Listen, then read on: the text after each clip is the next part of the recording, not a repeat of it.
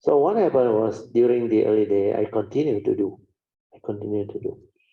until finally I went into the four foundation of mindfulness, the sati patana and all those things. Then before that, I actually did the what they call it's like the avijja sutta step, yeah? The initial wisdom. Because every time I listen to truth, I read the sutta, I understand, then I contemplate, reflect until very stable. Then the initial wisdom arises. Then it starts from the heart area. Every time the sense experience comes, immediately upon contact, the arising of the sense experience, then this mundane mind cannot come in. Because that moment, the consciousness appear, like seeing consciousness, hearing consciousness, smell, taste, tactile. This initial wisdom is so fast, spontaneously arise and explain to you what the thing is. Sankara anicang, sankara dukkang, dhamma anatta. Then that one immediately cannot stir, cannot move. That is just aware. Then the awareness is specific phenomenal awareness. Then I realize everything I see become a movement. Then my kaya was automatic. That's why throughout the day it was aware. Then I start to see my subtle mental intention, my subtle defilement, everything. Then I start to understand the teaching that the Buddha was explaining under the four foundation of mindfulness. That's why I can explain to you all in a different way how the Dhammanupassana, mindfulness of the five mental hindrance, comes to be. The five aggregates of form and mind. Then the six internal sense bases, six external sense bases. Then mindfulness of seven factors of enlightenment. Then mindfulness of the Four Noble Truths and its three turning. Yeah. Then the initial one, Kayanupassana, of course, that one I went through already. Then feeling, I understand it differently. Because what is being taught is only the theory. Feeling, there are three. They tell you, you always hear this. Pleasant feeling, unpleasant feeling, and neutral feeling. Okay? But what the Buddha meant is, mindfulness of feeling means, when feeling arises during contact, it is pure feeling. Understand now? But then the moment you are aware that feeling has become unpleasant or pleasant feeling, what is that? That is ill will and sensual desire. Understand now? Means this feeling has been conditioned into like and dislike, pleasant and unpleasant sense experience. So these are the two mental hindrances. So when there is mental hindrance, you're supposed to be aware. That's why when feeling arises, aware. When unpleasant feeling is there, aware. When pleasant feeling is there, aware. When neutral feeling is there, aware. Aware means what? You just aware, understand how? Then you will understand what is this mental hindrance. When you know it's a mental hindrance, then that mindfulness, the awareness will allow you to understand that you must not allow the mental hindrance to be there. Because what are mental hindrance? They are mind state that hinders your mind from entering the meditative state. Understand not? So without the initial wisdom, which is yoniso manasikara, feeling cannot remain as pure feeling. Feeling will be like conditioned into craving, like and dislike, positive and negative. So when it comes to feeling, it's to see all this. Then when you know the mental hindrances are there, what must you do? Do not label it anymore, understand? Do not give any word to describe it. So labeling with words and concept is creating the mental hindrance, understand now? Where you have like and dislike, pleasant and unpleasant sense experience. So when you are in that state, how can you be mindful? How can you be aware? How can you be in the state of awareness to understand what is going on? Then later on, when they go to Chitta, also same, Chitta Nupassana. When the consciousness, if it's content, when there is greed in the consciousness, you aware. When there is ill will, hatred, envy, jealousy, mindful of the content of consciousness, that aware. Then inside the Satipatthana Sutta, under Chittanupassana, you will read all of mind state, sankhara, you aware. When the chitta is peaceful, aware. So all this demands mindfulness and awareness. When you are aware, you can develop the understanding. What happened? How come your mind has been stirred into all this mind state? Then how did the causes and conditions for a tranquil mind arise? For a still mind arise? So all this is for you to develop the understanding. Then retrospectively reverse it. That's why later on when it comes to the fourth foundation, that is where the application of Dhamma to actually develop the final wisdom, the penetrative wisdom. Then during that time, your yoniso manasikara become very stable. Very penetrative. That is what Bhavana Maya Panya is about. Bhavana is about the meditative training, wisdom born of meditation. So the fourth foundation of mindfulness is all about sati. That's why the purification of mind is by sati, not by thought. The four right effort deal with thought. Understand?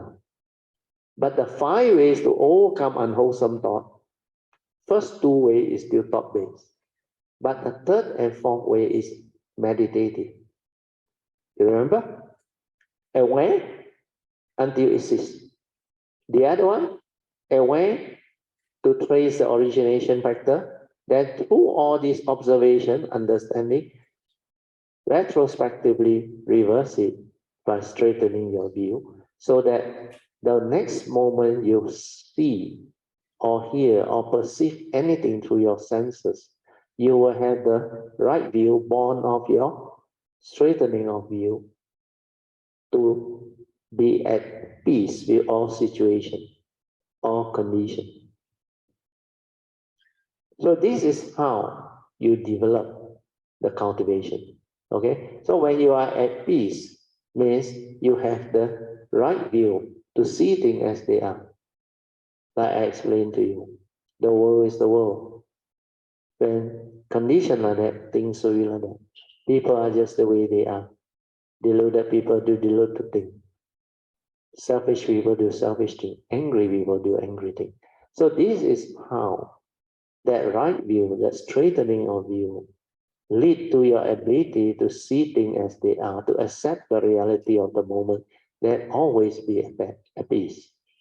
Then later on, cultivator, even some of my teachers, they come up with all this understanding, like Ajahn Mantra said. We choose accept everything as natural, only mighty nature rolling by, nothing else. So when you have all this, these are like the wisdom. Yoniso Manasa, it will prompt you. Only mighty nature rolling by. Then you will not react, you will not stir. Understand? That things is just the way it is. Means what? Everything is like what I mentioned just now. Huh? Follow nature's law. Following nature's law means what? Thing is just the way it is. Understand? So only mighty nature rolling by. Then all this understanding, they will stabilize. Then when they stabilize, is in your nature, understand? Where you contemplate it, you reflect, you awaken to it, you insight into it, you saw it in the awareness-based meditation. Then all this become the new understanding.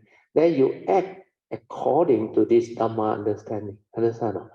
That's why this one spontaneously, very fast. No need to go to memory and recall. That's the reason why I say wisdom, you cannot learn. You have means you have. You don't have means you don't. If you don't have, at the moment of sense experience, your feeling 100% straight away condition into craving. You will react and stir. The habitual tendency all come out. But if you have the wisdom, you need so much, it will remain as pure feeling. Because you understand the unreality of form, the unreality of mind. The aggregates are empty, impermanent. You attach and cling, you grasp, lead to suffering. Then we choose accept everything as nature. Means whatever happens is based on nature's law. So everything is just the way it is, natural.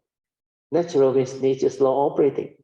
So I realized Ajahn told me, we choose accept everything as natural. Then he add, only mighty nature ruling by. Understand?